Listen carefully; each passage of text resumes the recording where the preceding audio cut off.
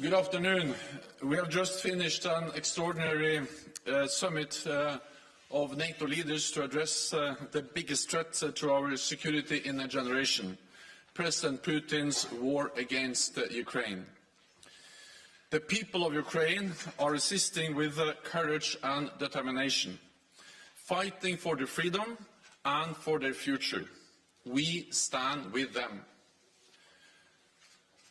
President Zelensky addressed us with an impassioned message, thanking NATO allies for the significant support we are providing and stressing the vital importance of even more military assistance. Today, NATO leaders agreed that we must and will provide further support to Ukraine. We will continue to impose unprecedented costs on Russia, and we will reinforce allied deterrence and defense. Leaders approved our 4 new battle groups in Bulgaria, Hungary, Romania and Slovakia. These are in addition to the 4 already in the Baltic countries and Poland. So we have 8 multinational NATO battle groups now, from the Baltic Sea to the Black Sea. Across Europe, there are 100,000 US troops supporting NATO efforts, and European allies and Canada have also stepped up.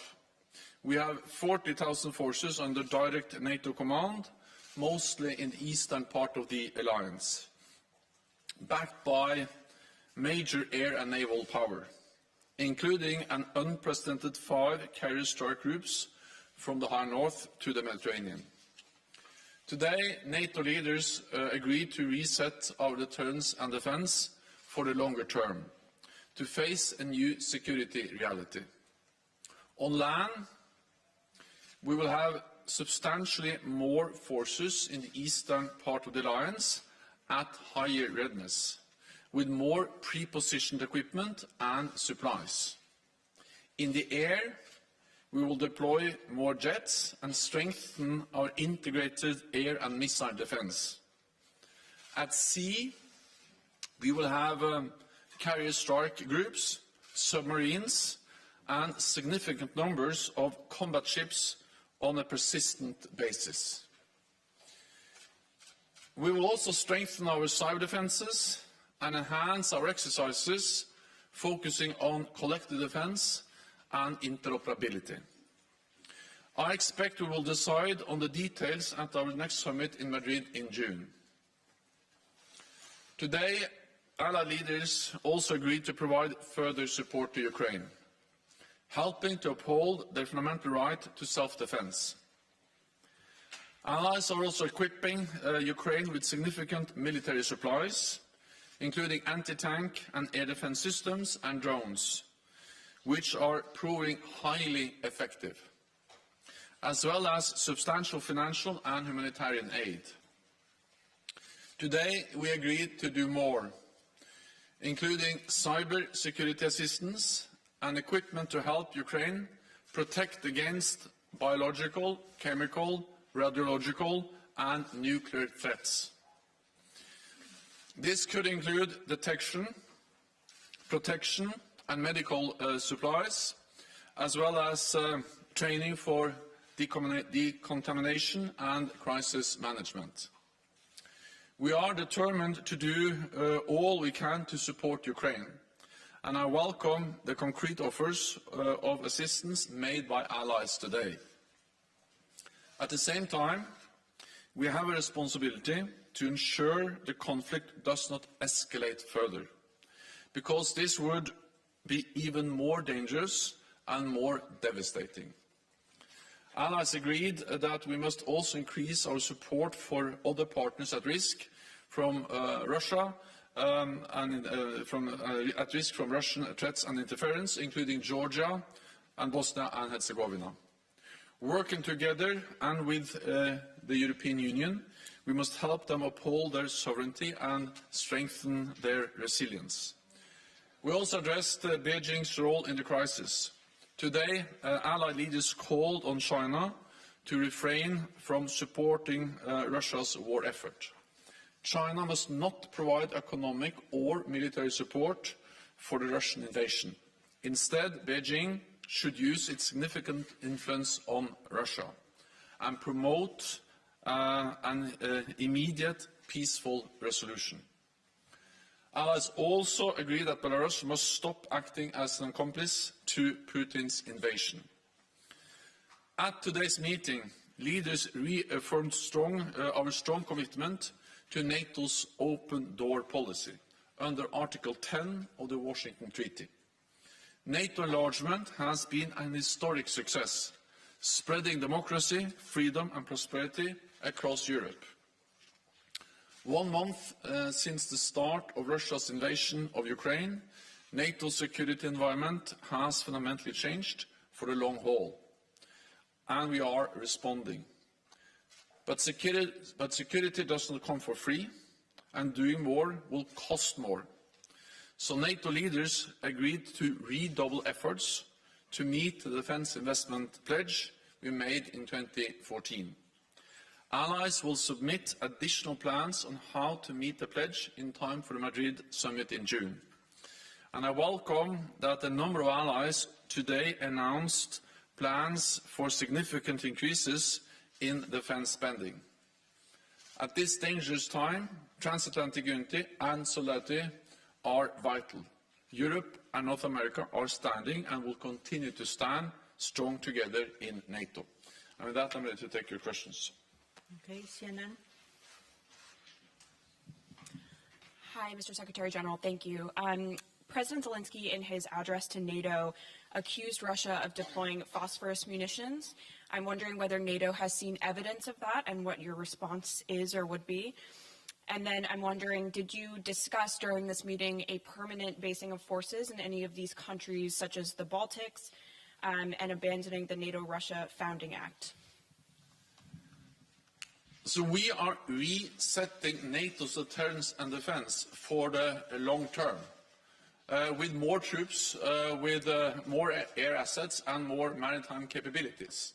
We have already increased our presence in the east, and today we decided on 4 new battle groups, and the leaders agreed to task our military commanders to provide options for a long-term reset of our presence, our military posture in the eastern part of the alliance and across the whole alliance. Details will be then decided at our summit in June. But that comes on top of what we have already done. So this is long-term. We are prepared for long haul because we can already today say that the Russian invasion, President Putin's invasion of Ukraine, has changed our security environment for the long term. It's a new reality. It's a new normal, and NATO is responding for the long term. We have seen very credible reports about the use of military force against civilians, and of course this is of great concern for all NATO allies. NBC. Secretary General, thank you for taking my question. How do you believe NATO will respond if China begins to support Russia economically and perhaps with military supplies? And also, do you believe that there's a role to play for NATO when it comes to alleviating energy costs? And I'm talking about speaking directly to Saudi Arabia and other OPEC producers. Thank you. So NATO allies are coordinating their efforts when it comes to also energy security, and it was also addressed in the meeting today to step up supplies, to diversify sources of supply, and also to reduce dependence on supplies from Russia. And later on today, I also participate in the G7 meeting, and of course, in different frameworks, G7 working with the EU. There are different formats where NATO allies address the need to strengthen energy security and reduce dependence on Russian oil and gas. Our message to China is that they should join the rest of the world and clearly condemn the brutal war against Ukraine and not support Russia, neither with economic support or, of course, not with military support. Okay, we'll go to Interfax Ukraine, lady in the second row. Yeah. General News Agency Interfax Ukraine. I would like to ask you if Polish leadership put at the table today for discussion the proposal to send peacekeeping mission to Ukraine, and if yes, what kind of discussion it was, and is there some conclusion? Thank you. As we discussed a wide range of issues, and the message is that we have to stand united, and also that we need to provide support to Ukraine, but at the same time we have a responsibility to ensure that this conflict do not become a full-fledged war between NATO and Russia. And that's also the reason why allies have made it clear that we will not deploy troops on the ground in Ukraine, because the only way to do that is to be prepared to engage in full conflict with Russian troops. Okay, Financial Times. Thank you very much, Secretary General. Congratulations on your annual extension. You said in the statement that allies agreed to enhance preparedness and readiness for chemical, biological, radiological and nuclear threats. Is that based on credible intelligence that those threats could be imminent? And how does the alliance strengthen its protection against those threats? Thank you. So we are concerned, partly because we see the rhetoric and we see that Russia is trying to create some kind of pretext accusing Ukraine, United States, NATO allies for preparing to use chemical and biological weapons. And we have seen before that this way of accusing others is actually a way to create a pretext for do the same themselves. And of course, accusations against Ukraine and NATO allies are absolutely false. Any use of chemical weapons will totally change the nature of the conflict. It will be a blatant violation of international law, and it will have widespread consequences and, of course, be extremely dangerous. It will affect the people in Ukraine, but there's also a risk that will have a direct effect on people living in NATO countries, because we can see contamination, we can see the spread of chemical agents or biological weapons into our countries. We also know that Russia has used chemical agents against its own opposition, and they have used it on NATO territory in Salisbury before. And we also know that Russia has facilitated, supported the Assad regime in Syria when they used chemical weapons against their own population. So this just highlights the importance of ending this war immediately, because this is a dangerous situation. And therefore we impose the sanctions, therefore we support Ukraine. Allies agreed to supply equipment to help Ukraine protect against chemical, biological, radiological and nuclear threats.